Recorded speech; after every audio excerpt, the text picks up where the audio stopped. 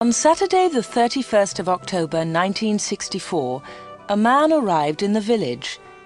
It was late in the evening. He was looking for somewhere to stay the night. He knocked at a door and a woman opened it. "Good evening, madam," the man said. "I'm sorry it's so late, but can you help me, please? Is there a hotel in this village? I want to stay here tonight." The woman laughed. "A hotel? Here in Wood End? No, sir, I'm afraid there isn't." "What a pity," said the man. "I'm a stranger here and I want to see your village tomorrow." The stranger was very polite.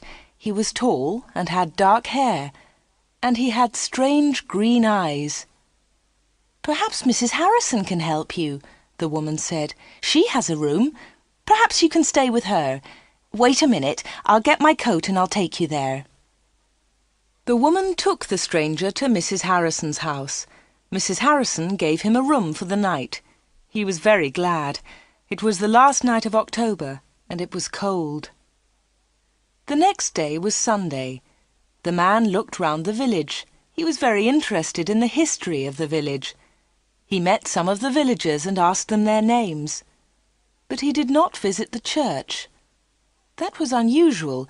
The church in Wood End was the most beautiful building in the village. But the stranger was not interested in it. He did not go to church that night with all the villagers.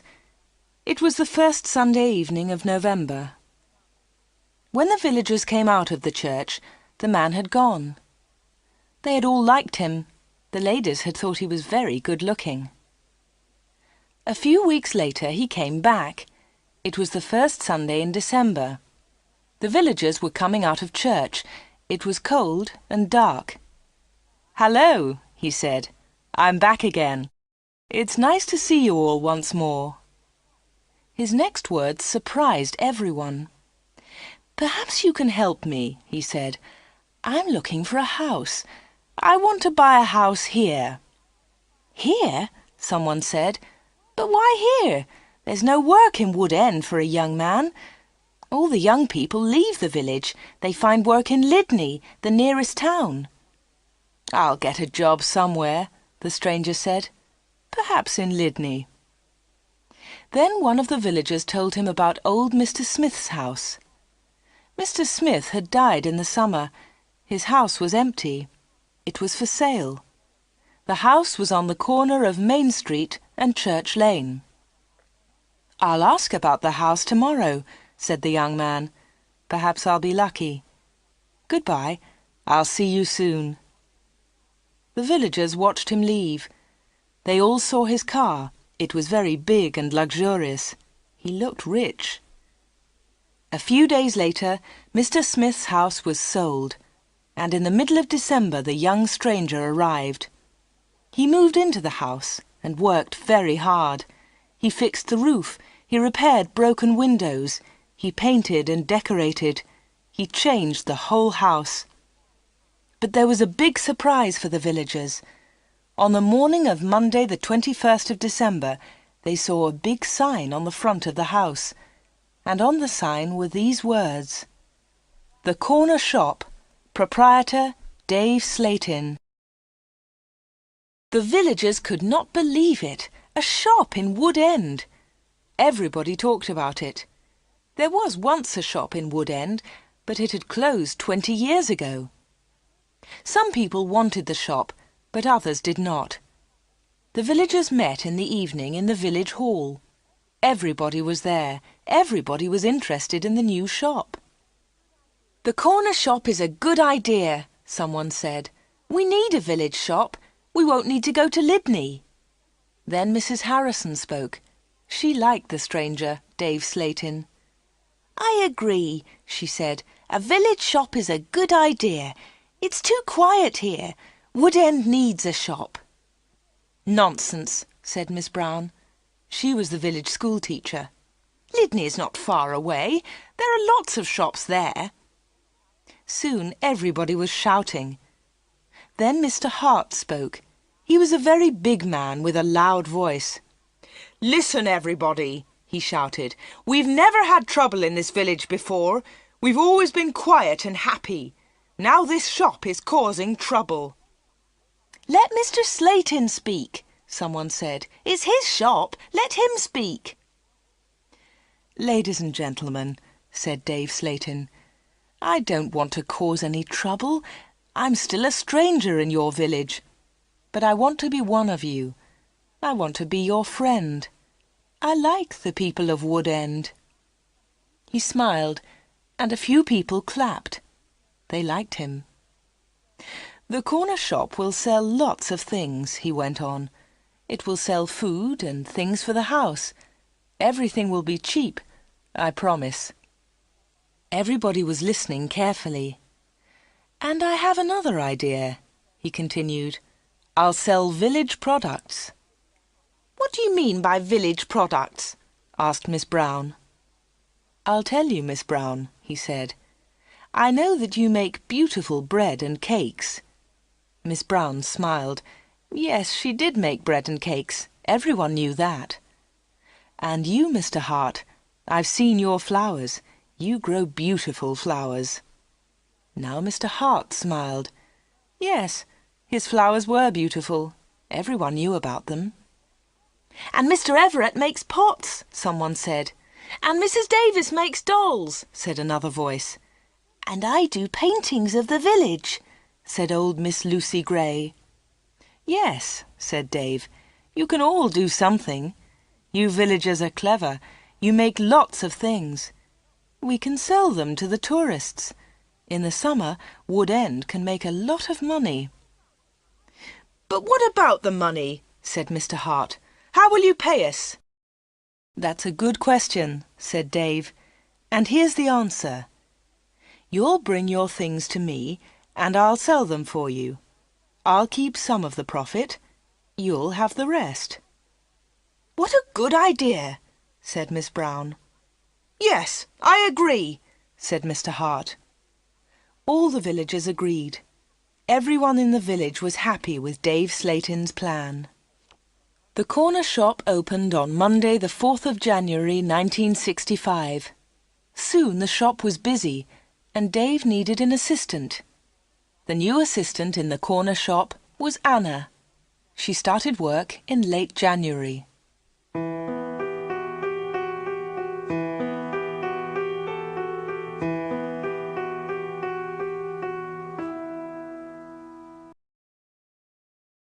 Dave Slayton kept his promises. Things at the shop were good and cheap.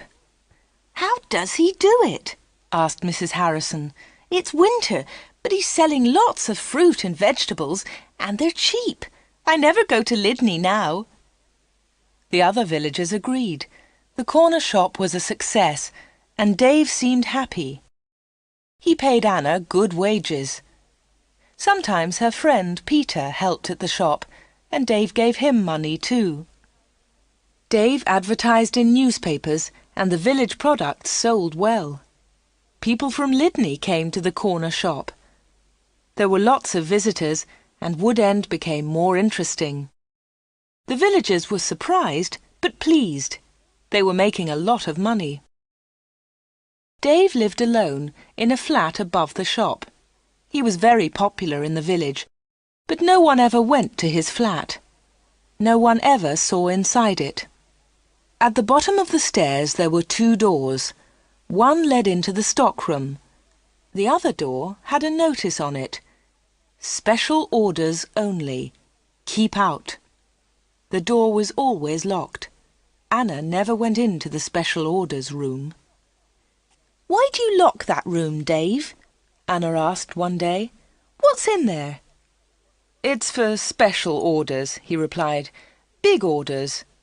"But you won't get any big orders in Wood End," said Anna. Dave said nothing. He did not want to talk about that room.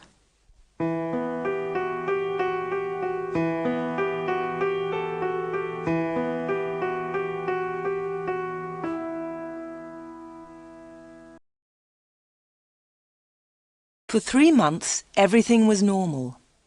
Then, one day in April, an unusual customer came into the shop. The new customer was a very beautiful woman.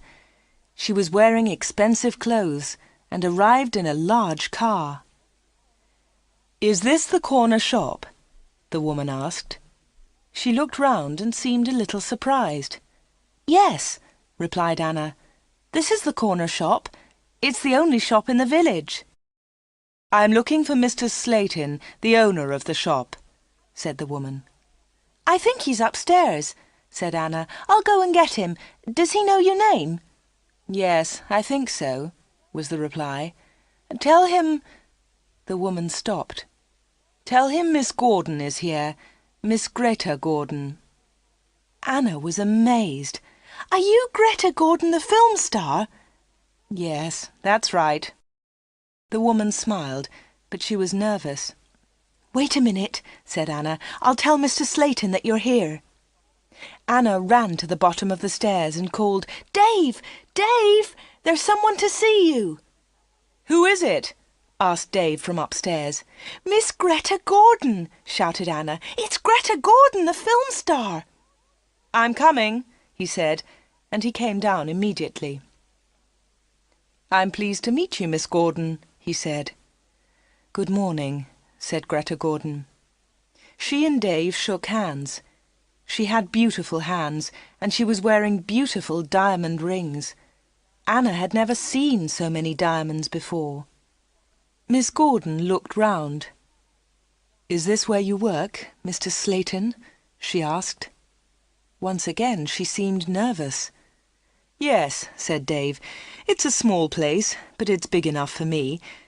Please follow me, Miss Gordon." Anna was surprised.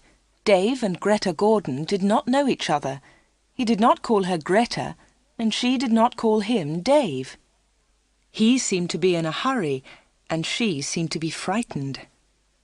Anna watched them. Dave and Greta Gordon went to the back of the shop and into the special orders room. Greta Gordon was a special order customer. Anna thought that was very strange. She wanted to tell someone about Greta Gordon. Anna loved films. She wanted to tell Peter about the film star, but she had to stay in the shop. 10 minutes later, Greta Gordon came out of the special orders room. Dave went straight upstairs, and Greta Gordon came to the front of the shop. The film star looked terrible. She was pale. She was crying. Her eyes were red with tears. "What's wrong?" asked Anna. "Can I help you, Miss Gordon?" "No, thanks. I'm all right," said Greta Gordon. "Do you want to sit down?" said Anna. She got a chair, and the film star sat down. "Shall I get the doctor?" said Anna. "No, no," said Greta. "Please tell no one about my visit here. Please tell no one." Anna was disappointed. She wanted to tell everyone about Greta Gordon. She wanted to tell everyone about her famous customer. "I want to give you something," said Greta Gordon. "Here's a photograph of me. I'll sign it." She signed the photograph and gave it to Anna. "Please keep this," said Greta, "and please keep our secret. Please don't tell anyone." "All right," said Anna. "I promise." The film star kissed Anna. She held Anna's hands. What a beautiful woman, thought Anna, and what beautiful hands. Then Anna noticed something. The diamond rings were gone.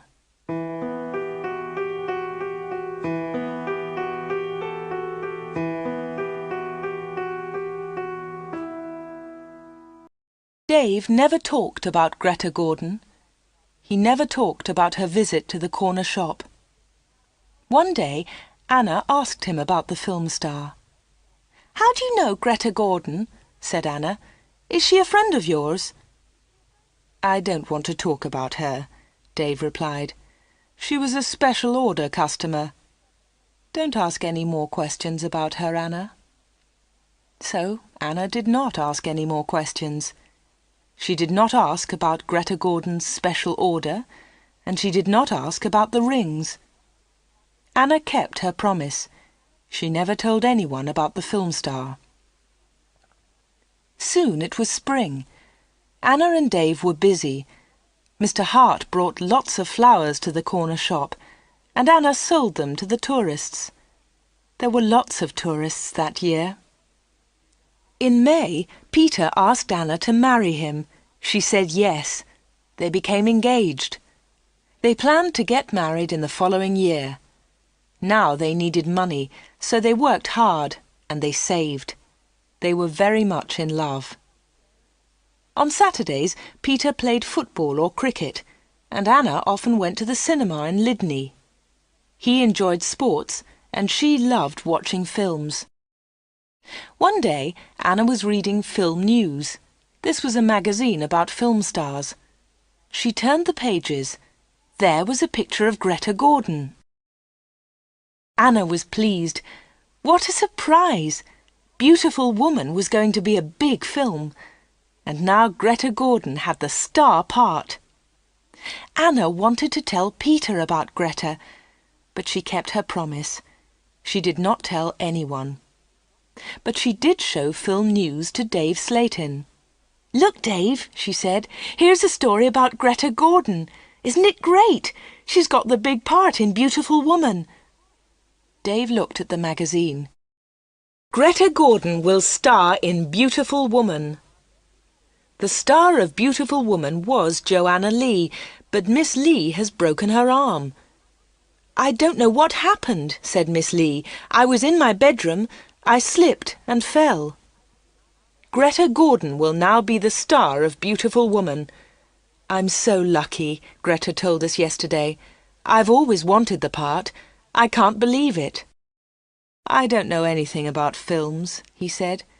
"Is Greta Gordon a big star?" Anna laughed. "Big star? Yes, she is. She's terrific." Dave didn't seem interested. "I hope she's happy with her big part," was all he said.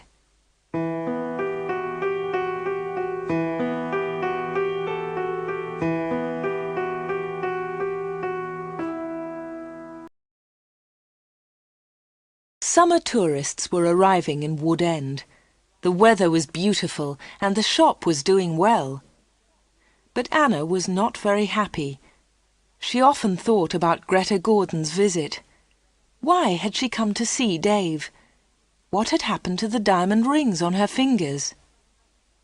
There was another problem. Anna loved Peter and she was going to marry him. But she liked Dave too. Dave was older, but she liked him. All the women liked him. But Anna was very close to him all day. In the daytime, Anna was with Dave. In the evening, she was with Peter. Anna was living two lives. One life was with Dave, the other life with Peter. Then one Friday, Dave surprised Anna. "What are you doing tomorrow?" he asked her. "Would you like to spend the day with me? We can go anywhere you like. We can go in my car." "I'm sorry, Dave," said Anna, "but Peter wouldn't like it." "Don't be silly," said Dave. "We won't go far. I'll close the shop at lunchtime and we can go to Lydney." Anna wanted to go with Dave, but she was worried about Peter. "Don't worry about Peter," said Dave. "He's always busy on Saturday." Anna thought for a moment. "All right," she said. "You take me to the best cinema and to the best restaurant. Then I'll come with you." "Of course," laughed Dave. "Anything you want, Anna." So the next afternoon, Dave and Anna went together to Lydney. They had a good time. Dave bought Anna a new, expensive dress. Then they went to a cinema and afterwards to a restaurant. Peter played cricket that Saturday. He never knew about Anna's day with Dave. He was playing in another village and returned to Wood End very late. Dave and Anna were also very late. Dave stopped his car near the corner shop. The night was warm. "Thanks, Dave," said Anna. "It was a lovely day." "I enjoyed it too," said Dave. He put his arm round her shoulders and kissed her. It was a quick kiss, but for Anna, it was wonderful.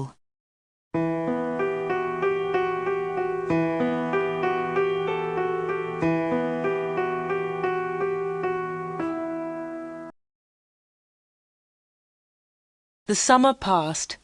The corner shop was always busy.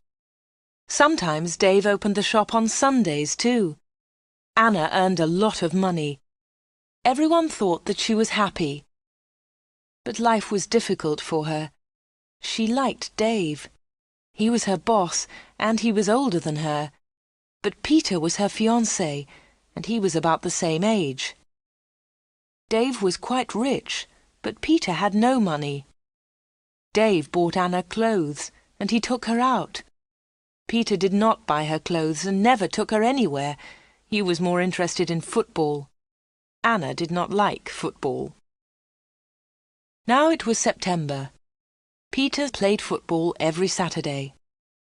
One Saturday there was a big football match on television. Mr. Hart had the biggest television in the village, and he invited some people to his house. He invited Peter and Anna. On Friday, the day before the match, Anna was working in the shop all day. At 5 o'clock, she locked the shop door.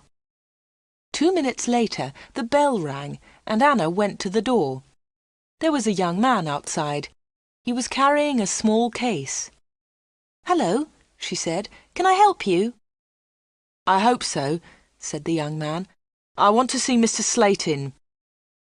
"I'm afraid that the shop is closed now," said Anna. "We're open tomorrow morning." "But I've got an appointment," said the young man. Then Dave spoke behind Anna. She hadn't seen him. "Yes, I've been waiting for you," said Dave. "You're late." "I'm very sorry, Mr. Slayton," said the young man. "I was—" "Never mind," said Dave rudely. His rudeness surprised Anna. The young man seemed afraid. "But can you see me now?" he asked. "Yes," said Dave. "Come in." Dave turned to Anna. "Anna, it's after 5 o'clock. You can go home now." "I won't be long," said Anna. Dave was angry. "Hurry up and go home," he said.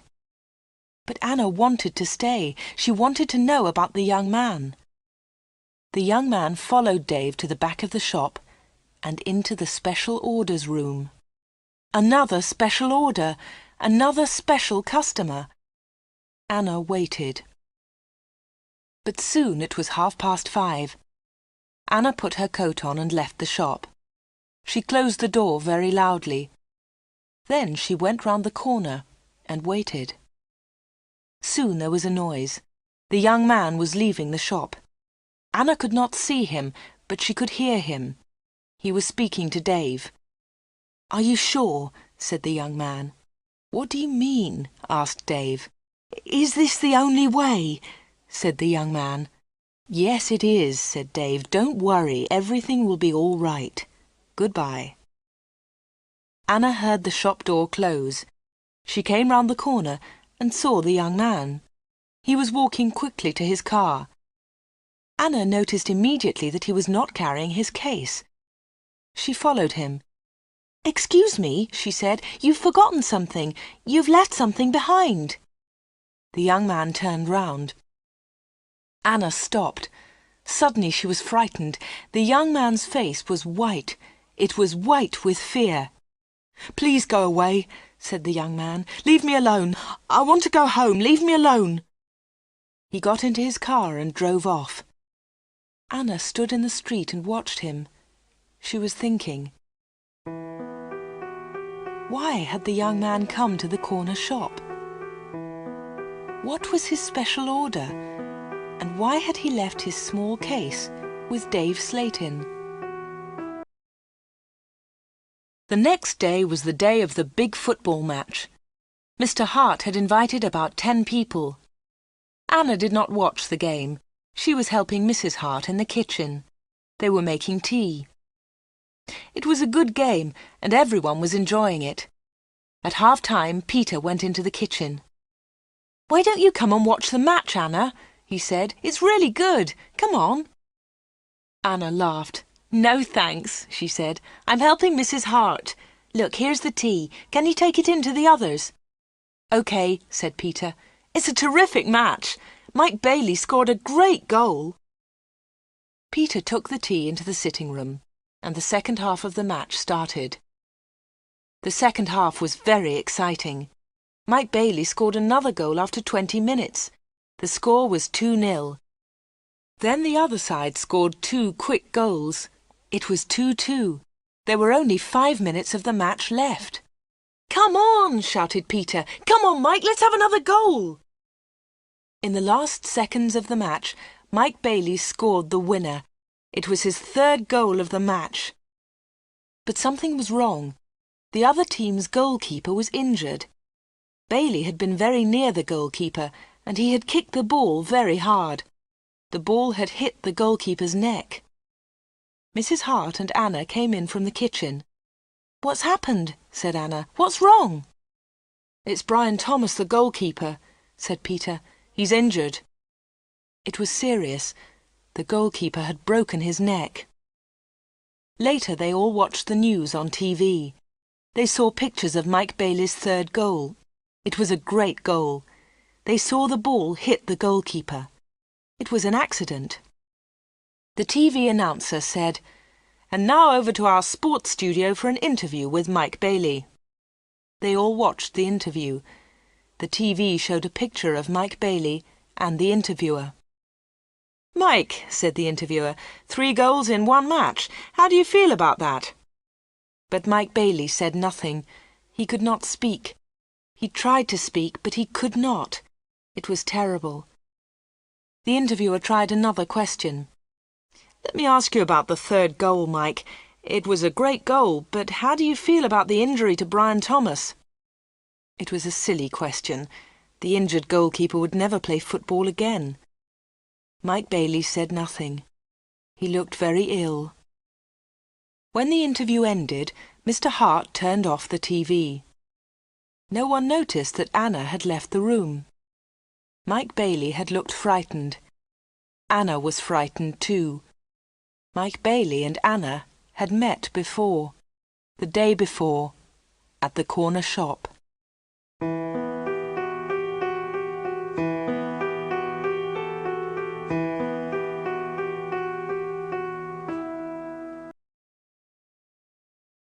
Anna did not know what to do.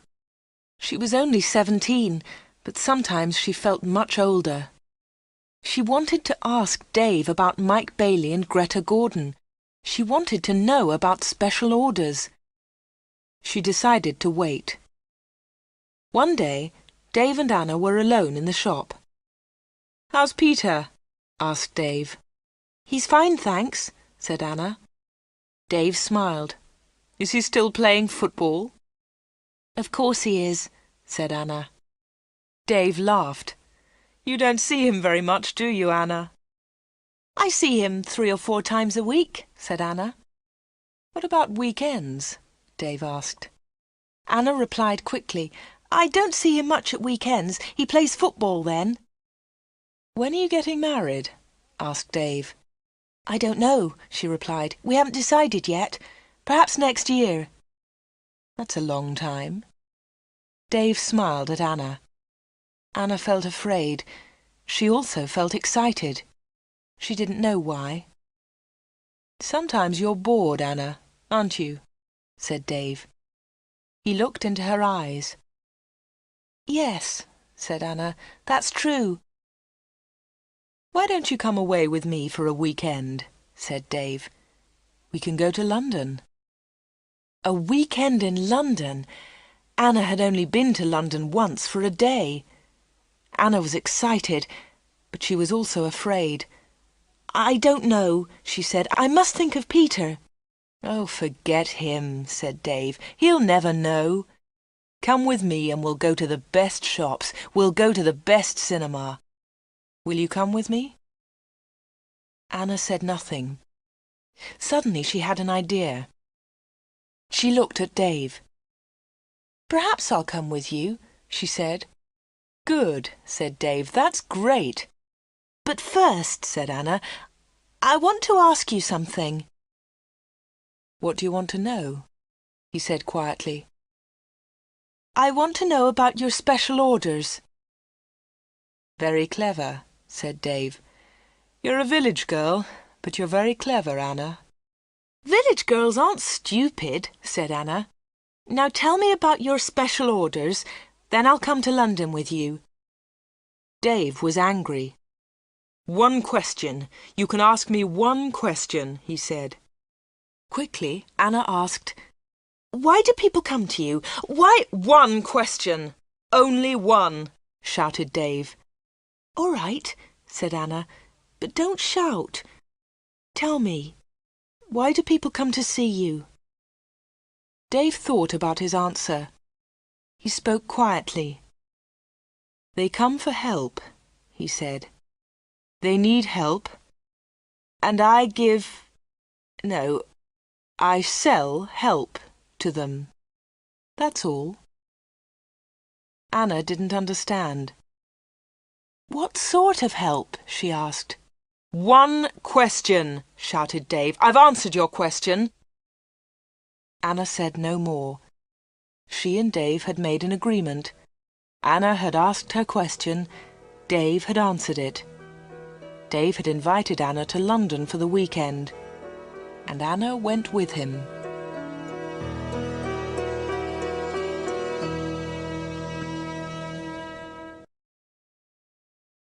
Anna enjoyed the weekend. They arrived in London late on Friday evening and stayed at a big hotel. On Saturday they went shopping, and in the evening they went to a cinema. On Sunday they went to a park. They came back to Wood End on Sunday evening. It was the last Sunday in September. On Monday, Anna went to the shop. It was not so busy now. Summer was over. Most of the customers were villagers. It was a cold autumn. On Monday evening, Peter came to see Anna. "Hello," said Anna. "Did you win on Saturday?" "No," said Peter. "We didn't win, and I didn't play." Anna was surprised. "You didn't play? Why not? What was wrong?" "I didn't feel very well on Saturday morning. I stayed in Wood End. I was in the village all weekend." Anna's face was red. Her voice was quiet. "Are you feeling better now?" she asked. "No," said Peter, "and you know why." Anna tried to look surprised. "Me?" she said.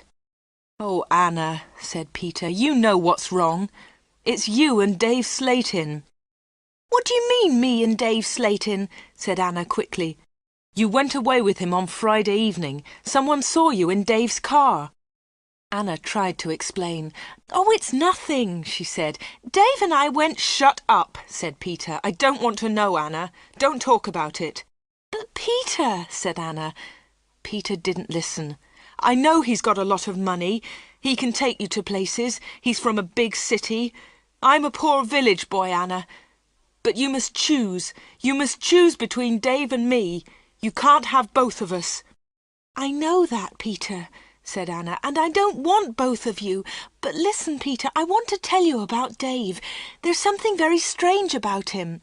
"Dave, Dave, Dave," Peter shouted. "You talk about him all the time. I don't want to hear his name again." Peter turned round and walked out of the room. He left Anna's house. Now Anna was alone. She was very unhappy. She wanted to talk to Peter. She wanted to tell him about Dave. She wanted to tell him about Greta Gordon and about Mike Bailey. But Peter had left her.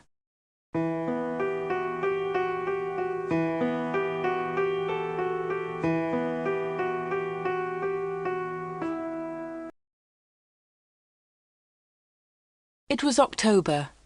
It was cold and wet. Anna was not very busy at the shop. She was very unhappy.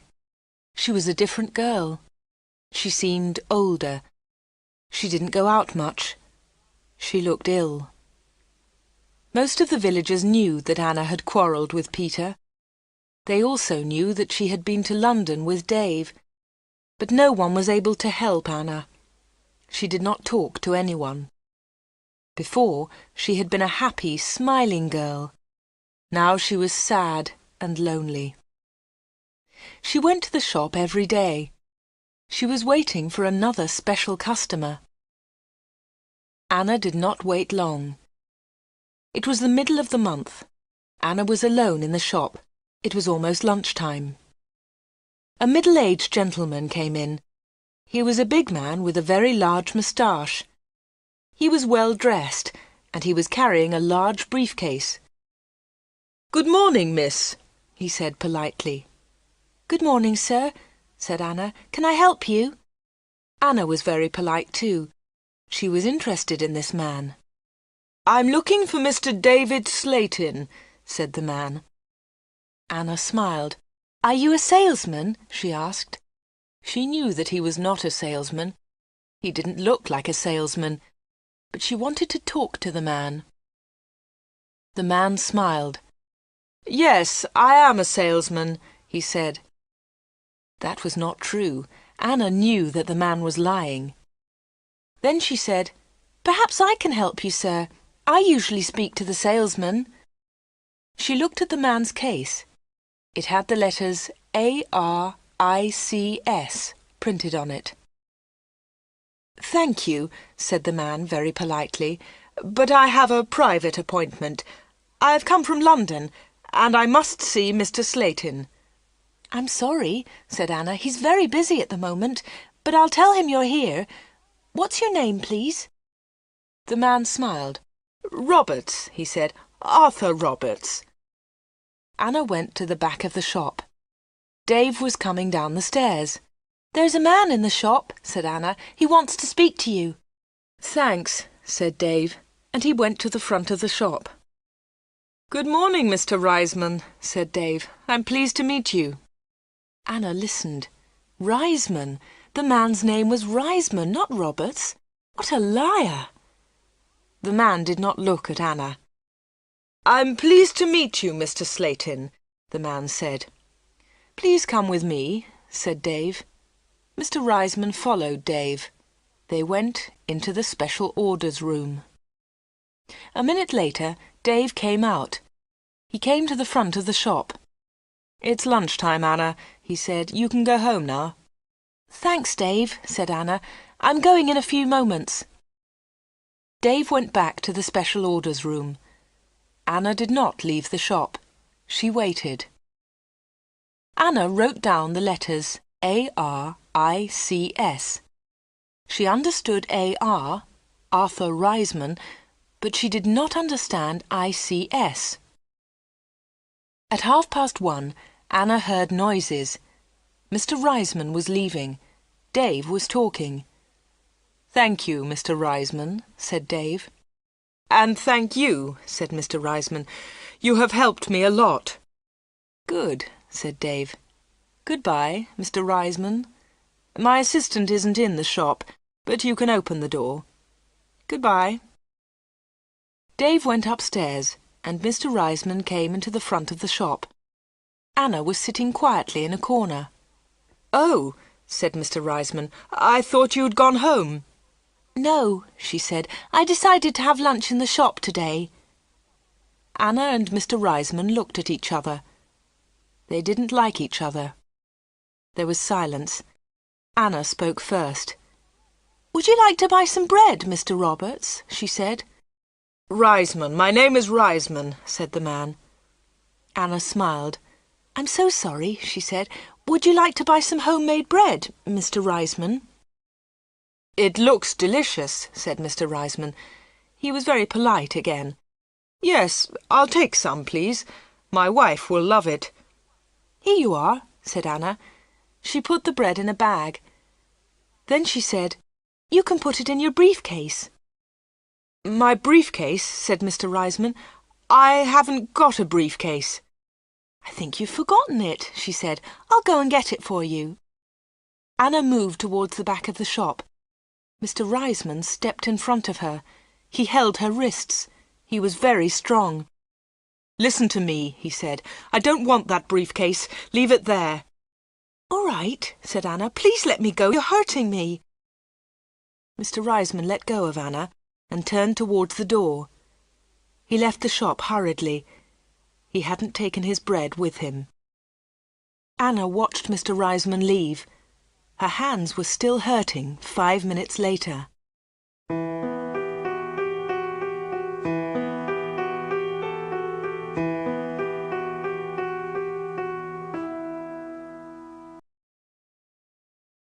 Anna waited for some news about Mr. Reisman. She remembered Greta Gordon. The film star had visited the corner shop. Later there was news about her in a magazine. Mike Bailey had visited the corner shop too. Later there was a lot of news about him on TV. And now Mr. Reisman had visited the corner shop. Anna was waiting for some news about him. All 3 visitors had been special customers. They had all seen Dave. They had all been in the special orders room. And they had all left something with Dave. Greta Gordon had left her diamond rings. Mike Bailey had left his case. Mr. Reisman had left his briefcase. Anna wanted to find out more about the 3 special customers. She thought about Mr. Reisman. His case had the letters ARICS on it. She understood AR, but what was ICS? Perhaps Mr. Reisman was a businessman and ICS was his company.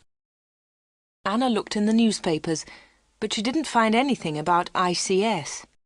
She read the magazines. She listened to the radio. She watched TV. But there was nothing about ICS. Anna heard nothing. She saw nothing. Then she had an idea. She decided to go to London and find Arthur Reisman. It was a Friday. Early in the morning she left a note for Dave. She took the note to the shop. "Dear Dave," it said, "sorry I can't come in today. I'm going to Lydney. I'm buying some things for my wedding. Anna." The note did not tell the truth, but Anna didn't care. Anna took a bus to Lydney and then caught a train to London. She got to Paddington Station at midday. She got off the train and looked for a telephone box. The telephones were near to the entrance to the station, but the boxes were all full. She stood and waited. Then Anna saw the letters ICS. There they were. They were on a huge advertisement. Anna had found the answer to her problem. International Computer Services. ICS. Perhaps that was Mr. Reisman's company. Soon one of the phone boxes was empty. Anna rang the number, 222-8959. "ICS, can I help you?" said a woman's voice. "Yes, please," said Anna. "I want to speak to Mr. Reisman, Mr. Arthur Reisman. I think he works at ICS." The woman laughed. "Works here? Yes, he does," she said. "He's the vice chairman of the company. Wait 1 moment, please. I'll get his secretary." Then there was another woman's voice on the phone. "Mr. Reisman's secretary, can I help you?" "Yes, please," said Anna. "I'd like to speak to Mr. Reisman." "Who's calling, please?" said the secretary. "Mr. Reisman doesn't know my name," Anna replied. "Is Mr. Reisman expecting your call?" the secretary asked. "No, he isn't," said Anna. "I'm afraid he can't speak to you now," said the secretary. "He's at a meeting now, and he's flying to Switzerland in an hour's time." "But I must speak to him for a few minutes," said Anna. The secretary became annoyed. "That's impossible," she said, "but I can take a message." "No, thanks," said Anna. "I'll call again next week. Will Mr. Reisman be back then?" "Yes, he will," replied the secretary. "Goodbye." And she put the phone down. Anna had found Mr. Reisman's company, but she hadn't spoken to him. Anna spent the afternoon in London. She went to see a film. Then she had tea in a small cafe near Paddington Station. Her train left London at 6:30. She bought an evening newspaper and got on the train. Anna was tired, but she felt happy. After a few minutes, she looked at her newspaper. Anna was waiting for some news. There it was, on the front page. "Private plane crash near London. 6 dead, all from ICS. 6 people were killed this afternoon in a plane crash at Enfield near London. The plane was flying to Switzerland."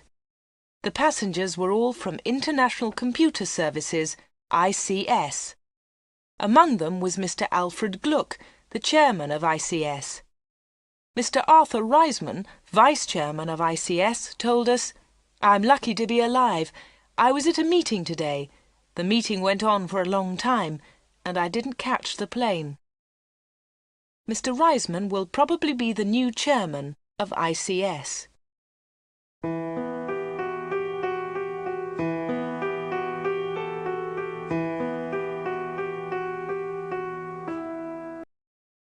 Anna got home about 10 o'clock. She turned on the radio and listened to the news. The chairman of ICS was dead, and Mr. Reisman was the new chairman. Anna didn't sleep that night. She was thinking about Dave Slayton and the special orders. What were they? What was Dave Slayton doing in that room? On Saturday morning she went to the shop. Dave said nothing to her. He was angry because Anna had not worked on Friday. He didn't ask about her day off, and Anna didn't tell him about it. At 11 o'clock, Dave left the shop. He got in his car and drove off. Anna was alone. This was her chance. She went to the back of the shop and turned the handle of the locked door. But the special orders room was not locked. Dave had forgotten to lock it. Anna opened the door and went into the room. It was a small room, dark and hot. Anna turned on the light, but it was not a very strong light. She looked round the room. There was a small table, 2 old chairs, and a lot of boxes. That was all. Special orders? There were no order books, no papers, no pencils. Anna walked round the table. It was difficult because there were a lot of boxes on the floor. Anna opened one of the boxes and looked inside. She found some old magazines and newspapers. Underneath, there were some dirty old clothes. But underneath the clothes, she discovered some money. Lots of money. British money, French money, American, German. There was money from all over the world. Anna was amazed. She had never seen so much money before. She looked round again and found Mike Bailey's case. It was empty. Then she found Arthur Reisman's briefcase. That was empty too. Then Anna looked into a bigger box. Inside it were some dolls with broken arms and legs. One of the dolls was very beautiful, but it had a broken arm. Anna put it on the table. Then Anna found a book about football. Inside there were some pictures of footballers, but the pictures were all torn. Anna put the book on the table. Anna looked into the box again and found some little cars. Most of them were broken. She found a small model aeroplane. It was broken too. Anna put all these things on the table. What a strange collection.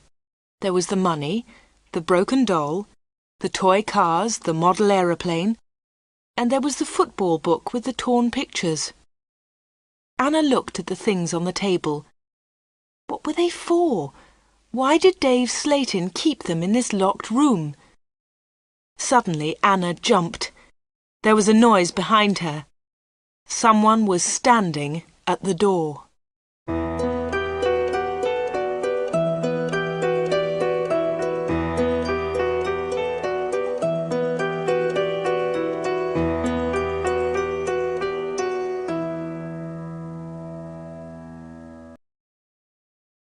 "What about the diamond rings?" said a voice.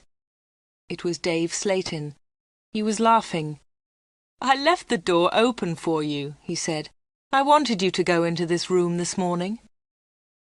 Anna was frightened, but she tried not to show her fear. "You haven't found the diamonds," Dave said again. Anna remembered Greta Gordon's diamond rings. Were they in this room too? "Here," said Dave. He came into the room and picked up an old box. He took out the rings and threw them on the table. They aren't yours, said Anna. They belong to Greta Gordon. They belong to me, laughed Dave. She gave them to me. But why? Asked Anna. Why? Why did Greta Gordon give you those diamonds? And all this money? Who gave you the money? My special customers, said Dave. My special customers gave me the money. It's mine now. Mike Bailey and Mr. Reisman gave you all this money? Asked Anna. Yes, said Dave. You have seen some of my special customers, not all of them. But why do they come? Anna asked again. These people come to me for help, replied Dave Slayton. I help them, and they pay me. But how do you help them? Asked Anna. Dave Slayton picked up the beautiful doll with the broken arm. Do you remember Joanna Lee? He asked Anna. Anna thought for a moment. Joanna Lee, she said. Yes, of course I remember her. She's the actress who broke her arm. Greta Gordon got her part. That's right, said Dave Slayton. This doll is Joanna Lee. Anna felt more afraid. What kind of man was Dave Slayton? Dave Slayton pointed to a torn photograph in the football book. Who's that, Anna? He asked. Anna remembered the face. She had seen it on TV. Brian Thomas, she replied. He's a goalkeeper. He was a goalkeeper, said Dave Slayton. Anna was terribly frightened now. Dave Slayton was an evil man. Dave Slayton moved close to Anna. He picked up the broken aeroplane. And what do you think this is? He asked Anna. Anna knew the answer, but she was too afraid to speak. Dave Slayton took Anna's arm and held it tightly. Anna tried to move away. Dave Slayton laughed and held Anna more tightly. Listen, Anna, he said quietly. I want you. I need you. Marry me, Anna. Don't marry Peter. Marry me. No, no, she cried. Let me go! Let me go! But Anna, you still don't understand, said Dave Slayton. I have strange powers. I can give you everything you want. He looked into Anna's eyes. And my children will have these powers too, he continued. I will give you money and diamonds. And you, Anna, you will give me children. Anna was terrified now. She kicked Dave Slayton very hard, and he let go of her hand. Anna moved quickly. She ran out of the special orders room, through the front of the shop, and out onto the street. She ran all the way home.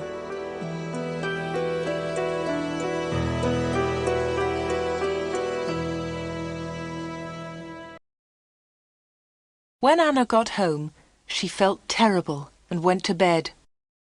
In the evening, Peter came to see her, but Anna was ill in bed. I'll come and see Anna tomorrow, Peter told Anna's mother. Again, Anna did not sleep all night. The next day, Sunday the 31st of October, was a terrible day for Wood End. Anna stayed in bed. She had a fever, and her mother phoned the doctor. The doctor came immediately. Anna's very ill, said the doctor to Anna's mother. I'm worried. I don't know what's wrong with her.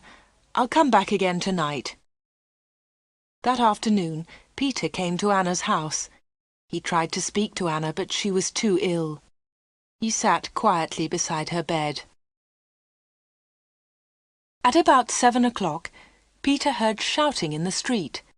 He went to the window and looked outside. People were running and shouting, "Fire! Fire! Fire! There's a fire at the corner shop!" Peter ran out of Anna's house and into the street.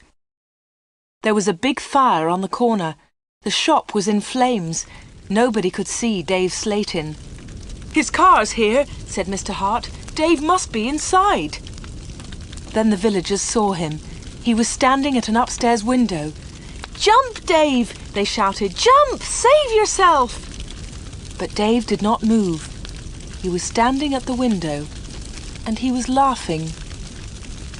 Some of the women in the street started screaming. Mr. Hart tried to run into the shop, but the others pulled him back. Flames were leaping up from the shop. The flames reached Dave Slayton. The villagers saw that he was still laughing. That was the last time they saw him. The flames hid him completely. No one was able to save him, and no one ever saw him again.